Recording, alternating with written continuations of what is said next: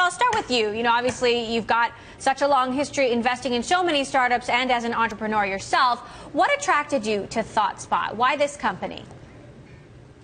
Well, Emily, every decade or two, we need to reinvent old technologies, and business intelligence is very old.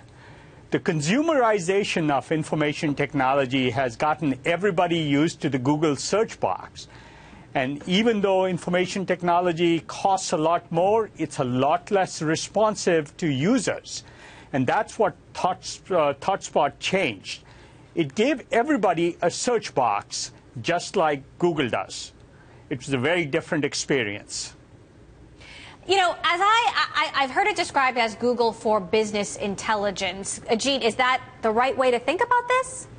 Yeah, the way to think about this is that Thoughtspot is a new kind of search engine. It's a search engine that is designed for numbers. Traditionally, business users have had to depend on IT, and then IT had to use business intelligence to fetch the data for them, present the reports to them. But with Thoughtspot, you can interact with your data in real time. Just like you are asking me questions, a business user can ask questions of Thoughtspot and get immediate answers. Just like you find flights on Kayak, or you find weather on Google, you can find your financial data, marketing data, sales data on the fly. Because people really want bite-sized information. They don't want to wait for weeks and weeks for somebody from IT to pull a report for them. Who are some of your clients? Our customer base is mid to large enterprises.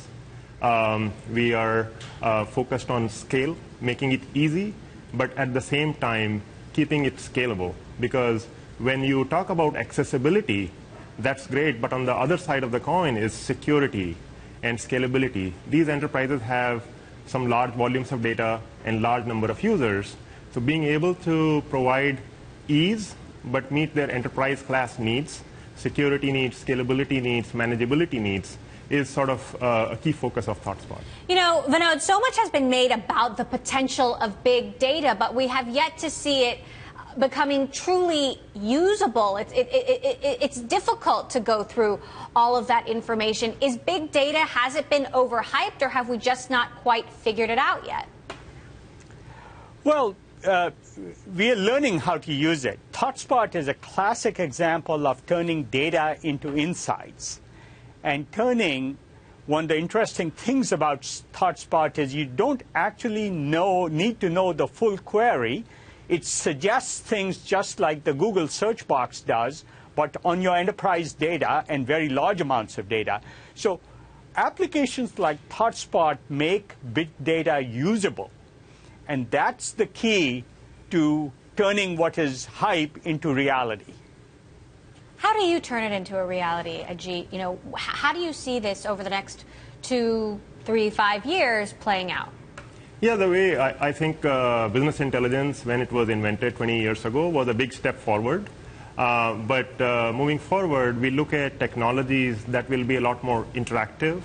Eventually, in 10 years, we are probably looking at the kind of interfaces that you've seen in movies like Minority Report, where you can pull data on demand as you want it in a very, very consumable manner. So big data is a great opportunity. It's the infrastructure that is used to store lots and lots of data.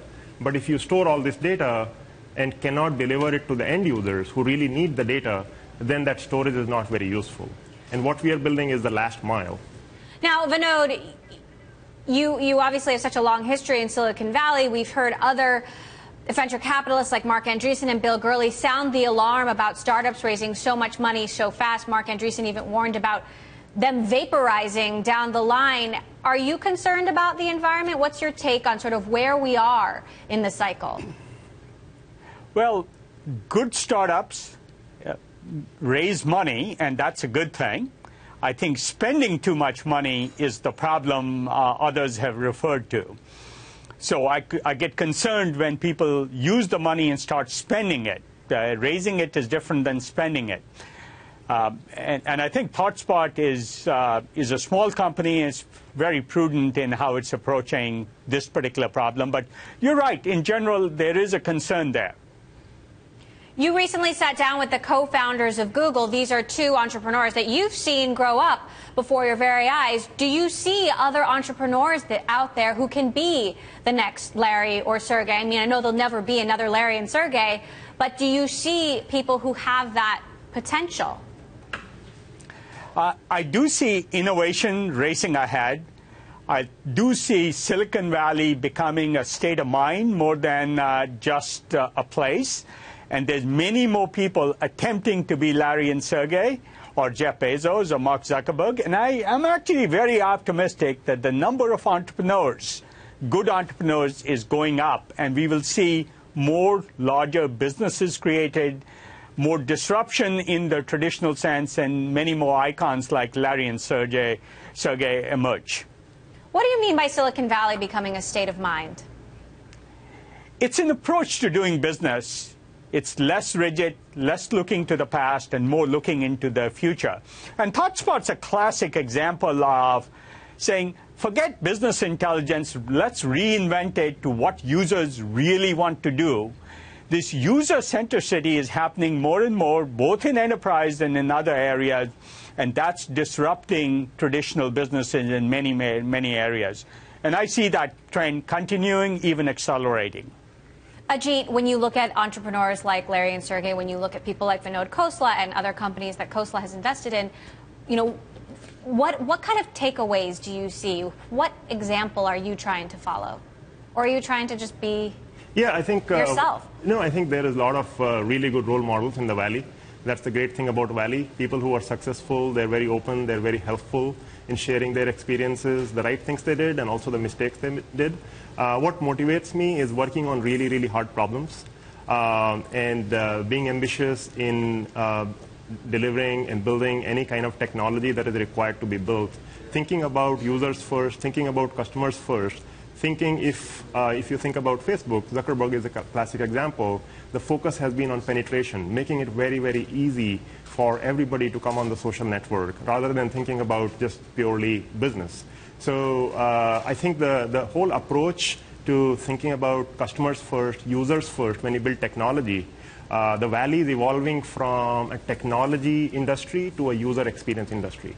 And I get very passionate when I look at, obviously, the Google founders and Facebook founders. And one of my personal idols is Elon Musk who's built Tesla.